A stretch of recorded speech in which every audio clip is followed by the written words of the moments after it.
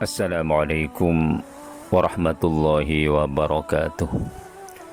Innal hamdalillah nahmaduhu wa nasta'inuhu wa nastahdihi wa nastaghfiruh wa na'udzu billahi min syururi anfusina wa min sayyiati a'malina. May yahdihillahu fala mudhillalah wa may yudlil fala hadiyalah. Wassalatu wassalamu ala Rasulillah Sayyidina Muhammadin wa ala alihi wa sahbihi wa man nasarahu wa tabi'ahu wa walah, amma ba'd.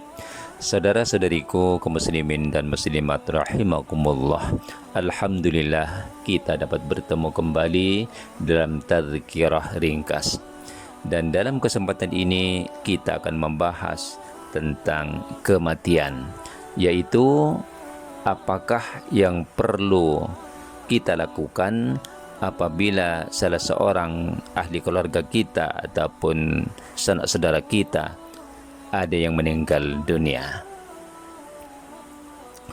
Untuk pembahasan ini saya akan membaca sebuah kitab syarahnya kitab Safinatun Najah, yaitu Kasyifatus Sajah karangan Syekh Al-Alim Al-Allamah Abdul Mu'ti Muhammad Nawawi bin Omar Al-Jawi Al-Bantani, seorang orang terkenal asal Indonesia, asal Banten, yang menetap di kota Makkah Al-Mukarramah dan mengajar di Masjidil Haram. Beliau juga sebagai guru kepada kebanyakan ulama besar Indonesia seperti Syekhuna Khadil Al-Bangkalani, Hadratus Syekh Kiai Haji Hashim Asy'ari dan lain-lain sebagainya. Di dalam kitab Kasyifatus Sajah ini, Syekh Al-Bantani menjelaskan, bismillahirrahmanirrahim, far'un fa idza mata syahsun umida li'alla yaqbaha manzaruhu. Keterangan cabang, apabila ada salah seorang yang meninggal dunia, maka hendaklah kedua matanya segera dipejamkan supaya tidak nampak, tidak kelihatan jelek. Wa syudda lihyahu bi isabatin aridah. Kemudian langkah yang kedua, hendaklah dagunya diikat hingga ke atas kepala. Diambilkan, disobekkan kain kafan yang agak lebar supaya dapat diikatkan pada dagunya, seterusnya disimpul di atas kepalanya. Li'alla yabqa famuhu mumfatihan, tujuannya agar supaya mulut si mayit itu tidak terbuka, tidak terengah-engah. Waluyinat mafasiluhu, dan langkah berikutnya hendaklah sendi-sendinya dilunakkan. Fayuraddu sa'iduhu ila adudihi wa saquhu ila fakhdhihi. Maka untuk hal ini hendaklah betisnya digerak-gerakkan, ditolak ke arah pahanya, dan tangannya ke arah lengannya, ya. Jadi hasta tangannya itu ditolak, digerak-gerakkan ke arah lengannya, dan betisnya ditolak, digerak-gerakkan ke arah pahanya, dilipat-lipat, begitu maksudnya, agar supaya lembut, tidak menjadi kaku ataupun keras. Tsumma tumaddu wa tulayyanu asabi'uhu tashilan. Kemudian setelah itu jari jemari si mayit itu hendaklah ditarik dan dilunakkan, ya seperti kita membunyikan jari-jari kita, begitu maksudnya. Tashilan li ghaslihi wa takfinihi, tujuannya agar supaya mudah untuk pengurusan mandi, memandikan dan mengkafankan mayit tersebut. Fa inna fil badani ba'da mufaraqatir ruhi baqiyatu hararatin, sebab ketika roh baru keluar dari jasadnya, jasad masih terasa hangat, terasa panas, dan pada ketika itu fa idza luyinatil mafasil hinaidin lanat. Apabila waktu baru meninggal dunia itu dalam keadaan jasadnya masih hangat, apabila sendi-sendinya dilunakkan, maka akan mudah sekali akan ikut lunak. Wa illa falimkinu talyinuha ba'du. Kalau tidak segera dilunakkan sendi-sendinya, maka kemungkinan untuk dapat dilunakkan selepas itu akan menjadi sulit. Wa nuzi'at thiyabuhu allati mata fiha, dan seterusnya hendaklah pakaian yang dia kenakan ketika meninggal dunianya itu hendaklah segera dicopot, segera dilepaskan. Dan nahu yasra'u ilaihil fasad, sebab pakaian ketika yang dipakai oleh mayit dalam keadaan nazak tersebut, pakaian terakhir mayit itu akan cepat rusak. Ya, mungkin kesan dari perubahan suhu badan atau bagaimana, Allah alam. Tapi dalam kitab ini menyebut seperti itu, sebab kita tahu di zaman dahulu kan harga kain itu sangat mahal dan sangat susah untuk mendapatkannya, sehingga terkenal dalam kitab-kitab fikih ini ada sekelompok orang yang hobinya mencuri pakaian mayit, mencuri kafan untuk dijadikan pakaian.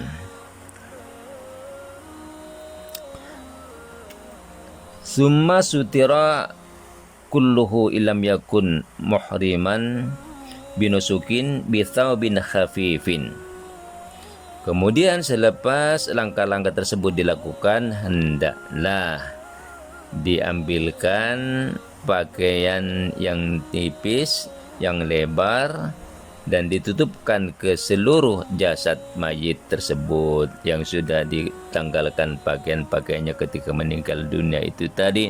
Wa ja'alu tarafahu tahta ra'sihi wa rijlihi, dan ketika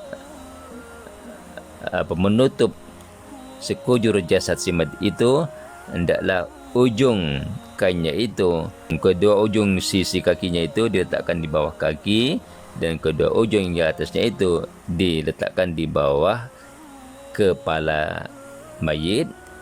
Di Allah yang kasyifa, maksudnya supaya tidak mudah terbuka. Sebab kalau kena kipas ataupun kena angin, kalau tidak letak begitu, hanya diletak di atasnya begitu saja, itu akan mudah terbang, ya, terbuka ketika ada kipas ataupun ada yang angin yang menerpanya. Wa tuqila batnuhu bi ghairi mushafin kambir atin wa nawiha min anwa'il hadid li'alla yantafiha. Dan selepas itu hendaklah dicarikan benda yang agak berat yang bukan berupa mushaf. Contohnya seperti cermin ataupun lain-lainnya dari jenis-jenis logam, hendaklah diletakkan di atas perut mayit. Tujuannya apa?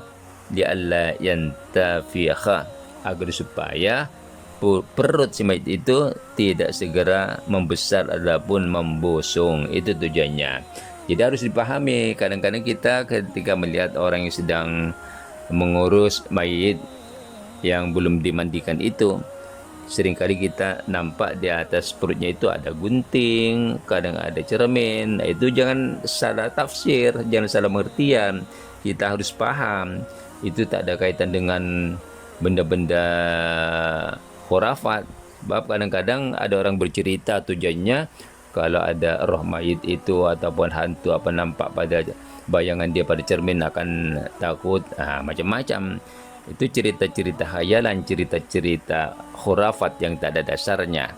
Kita perlu tahu bahwa tujuan diletakkan benda-benda seperti itu, seperti gunting, jenis logam lah, ataupun cermin, tujuannya agar supaya ada tekanan dari luar ke arah perutnya.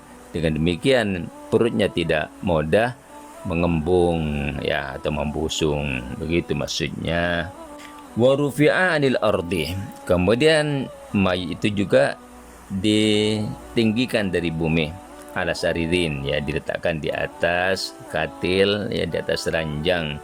Kalau diletak di atas bumi, di atas tanah, walaupun ada tikarannya di situ, ini akan mempengaruhi pada jasad mayit. Katanya di sini sebutkan di Allah yataghayyar binadawatiha, agar tidak mudah berubah sebab pengaruh keadaan tanah, ya, keadaan tanah yang sejuk, yang lembut, ya, agar tidak mempengaruhi jasad mayit cepat berubah. Waujiha ilal qiblah kamuhtadir, dan juga mayit itu hendaklah dihadapkan ke arah kiblat. Tapi cara menghadapkan ke kiblat itu harus paham, ya, bitijain li jambi aisar, ya. Caranya seperti juga ketika mengurus orang yang sedang nazak, dia hadapkan ke arah kiblat, maksudnya dengan cara dimiringkan ke sisi kanan. Kalau di sini di Indonesia, di Malaysia, kepalanya ke arah utara, ya, kemudian miring ke sisi kanan menghadap kiblat. Fa in ta'assara fa li jambi aisar. Kalau miring ke kanan sulit, mungkin karena sisi kanannya rusak, ada borok, ataupun eksiden, ataupun ada kanker, luka-luka, maka dimiringkan ke sisi kirinya. Fa in ta'assara ujiha bistilqain wa yulqa ala qafahu wa wajhuhu masahu lil qiblah. Kalau miring ke sisi kanan, miring ke sisi kiri sulit, maka hendaklah diterlentangkan. Ini yang terakhir, tapi biasanya dalam praktik kita mengambil yang terakhir ini langkah pertama. Mayit waktu keadaan menghadapi kematian, waktu nazak atau waktu sakarat, kita terlentangkan kepala ke arah timur dan diberi bantas menghadap kiblat. Itu tak salah, memang sudah betul, tapi itu sebenarnya langkah terakhir. Yang lagi afdal dimiringkan ke sisi kanan ataupun ke sisi kiri. Langkah terakhir baru diterlentangkan dan diletakkan bantal supaya wajahnya menghadap kiblat. Wah misahu lil kiblah, dan ujung jarinya itu, jari kakinya itu diluruskan ke arah kiblat. Dan yurfa'a ra'suhu qadilan. Caranya untuk memastikan menghadap kiblat itu, kepalanya diangkat sedikit, ya, dengan diletakkan bantal. Wa yusannu ayatawalla dzalika kullahu arfaqu maharimihi bihi.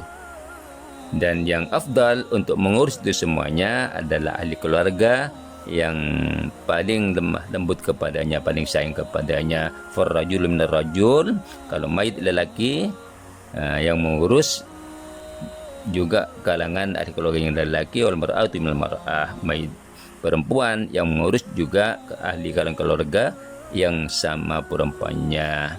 Bi ashala ma yumkin, dengan cara yang paling lembut, paling berhati-hati.